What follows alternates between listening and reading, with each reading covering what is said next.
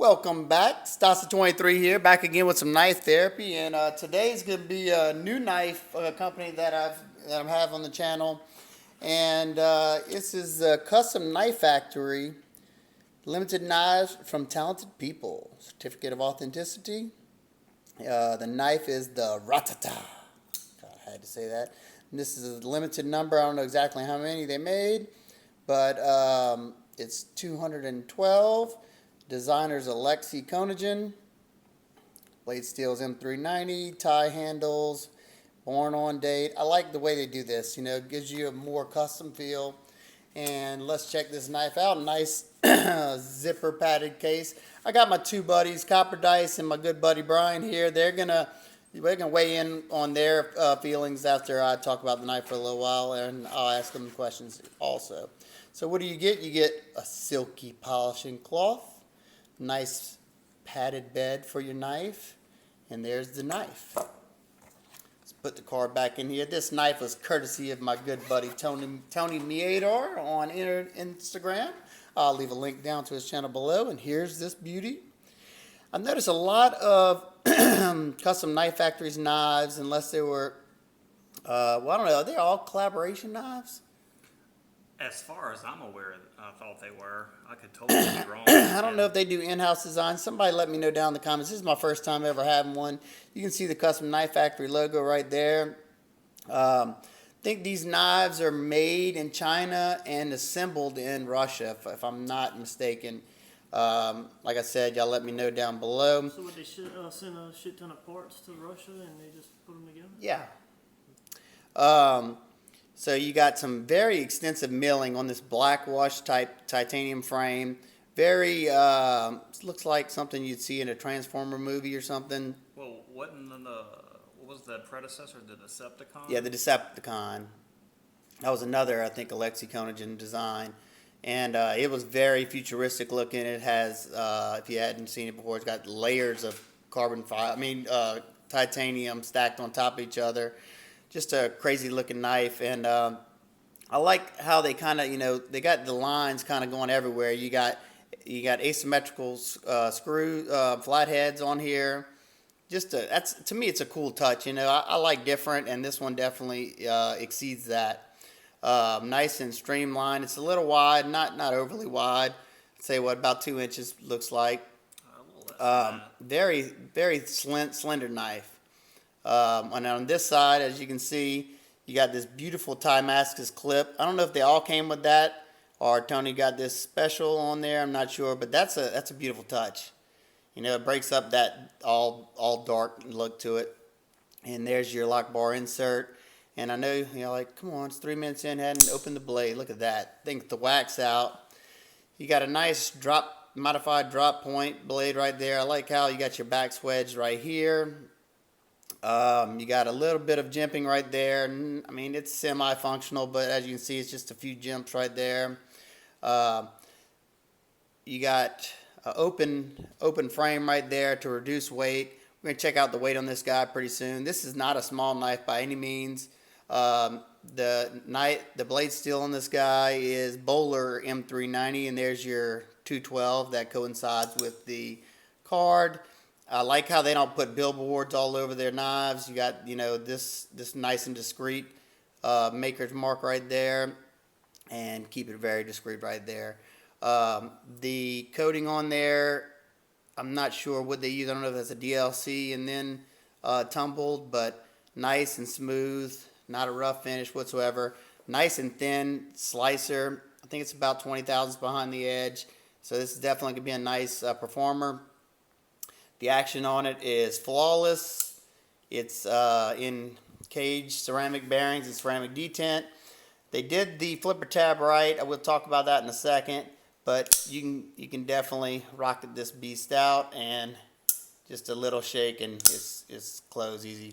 Tony uses this knife, so it probably would be even smoother if I would have cleaned it before. I'll probably clean it before I send it back to him. Let's get a weight on this guy because it feels pretty impressive in hand. With all these milled out holes and thinness of everything. 4.25, which, you're like, that's not super light, but let's get a size comparison real quick. Let's see, what do I have right here? I got the Benchmade Anthem. Let's see how close they are. Size. There's something that y'all want to interject and say, look, it's bigger than the Anthem. I think this is a 4-inch blade on here. They executed the sharpening trawl just right on this knife. As you can see, I'm a stickler for that. They definitely got it far enough in there. The ergonomics are so-so. They're pretty blocky. As you can see, it's kind of squared off. Nothing sharp, but it's just not the most comfortable knife in hand. You do have some jimping right there to keep you from riding up on that blade. I do feel locked in, but it kind of feels like, I don't know how to explain it. It's just not super. I wouldn't want to do the cut test with this knife. As I squeeze it right here, it just doesn't feel good in my hands. Verse grip feels okay. Pull cut grip. Verse grip feels a little bit better. Something else that I'm not a huge fan of, okay, the compound grind. It's pretty much for aesthetics only, because you got only this little portion right here with a beefier part of the blade, and then you got this whole. I know that the one that came out with another one that doesn't have this, and it's just a full blade. There's no compound grind on it, and I kind of prefer that one. They did leave a landing spot for your finger whenever you flip it. And now I want to get, that's my take on this knife. The grind's even on both sides. So I'm gonna hand this knife off to Brian, and I'm gonna get his opinions, because I want to see how close my opinions are to his. Here you go, Brian. So this is a company I've been personally looking at for a while online. And I find a lot of their designs pretty attractive. And for me, handling this one in person, I'm definitely not disappointed at all. I find the fit and finish very good on it. Ergonomics for my hand, Nick, I think it feels pretty good. It's not perfect. What I'm saying, like after a lot of hard cut, like some thick cardboard or something, it's not a dream. It's not bad by any means. It's not a dream, but it's not the best. I would imagine probably 95% of the people that are buying custom knife factory knives aren't even going to use them. Yeah, because I want to say that if I remember from Blade Show, wasn't it around? I think these run around $375.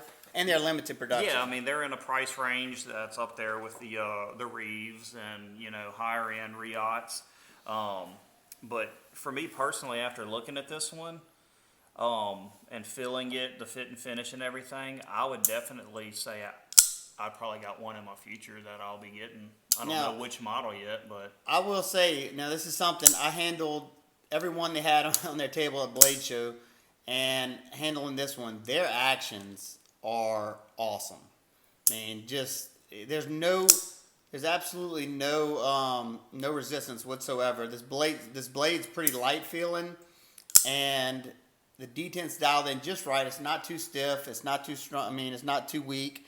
But God, I can't really explain the smoothness. I've handled tons of Riot knives, tons of Wee knives. And those two companies make really smooth knives, but this one doesn't feel like it does. They got the special juice sauce on it. It's a little bit smoother. And nothing against those other companies; they're all great. No, like I said, those are awesome knives too. But they're just, this thing's not even like really cleaned out or anything.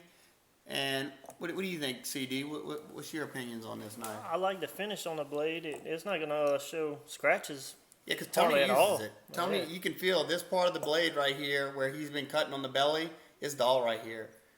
That's not sharp at all because he uses that knife. It's kind of similar to ZT's black wash finish. Yeah. I would have liked to see the blade a different color though, because and make it pop a little bit better.